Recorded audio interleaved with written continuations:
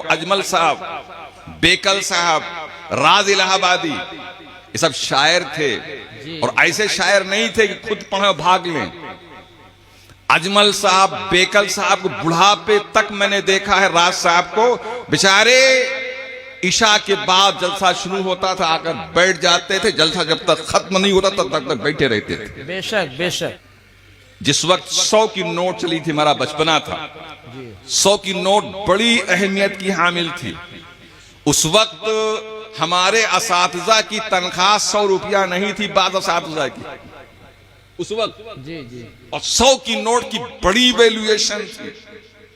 तो एक साहब 100 की नोट लेकर इसे खड़े थे, अजमल साहब पढ़ रहे थे। तो अजमल साहब अपना पढ़ रहे, देख भी नहीं रहे थे उसको। सलाम है अजमल तेरे इस खुददारी पर। बेशक। ऐसे ही अल्लाह ताला हर शायर को बना दे। अल्लाह बेशक बेशक। काफी देर तक वो खड़ा रहा और कई मिसरा, कई शेर ये पढ़ गए। जब देखे ये हट नहीं रहा है तो कहा, सुन, इस वक्त मैं बारगाहे मुस्तफा में हूं। इस वक्त मैं नाते रसूल पढ़ रहा हूं और तुमको ही नहीं सुना रहा हूं, अपने मुस्तफा को भी सुना रहा हूं। तेरा पैसा अगर मैं पकड़ लूं तो मुस्तफा को क्या मुंह दिखाऊंगा कल मैदाने महशर में? मैं क्या मुंह दिखाऊंगा मैदाने महशर में अपने रसूल को? अल्लाह कि ए अजमल, तेरी तवज्जो मुझसे हटकर पैसा की तरफ चली गई थी। ये शायर थे, ये शायर इस्लाम थे। अल्लाह अकबर। कहा, सुन, मुझे तेरे इस इनाम से गुरेज नहीं है, लेकिन देना ही चाहता है तो अजमल के पांव में डाल दे। क्या कहा? बोलिए, जोर से बोलिए।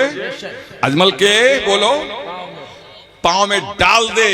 और कसम खुदा की अजमल साहब ने एक पैगाम दिया, ऐ लोगों जो पैसे की पूजा करते हो, जी, जो लोग पैसे की पूजा करते हो, आओ देखो नबी के नायबीन उसको अपने कदमों में रखते हैं। वाह वाह, जिंदाबाद जिंदाबाद, सुभान अल्लाह सुभान अल्लाह। अजमल साहब ने एक पैगाम भी दिया इसमें।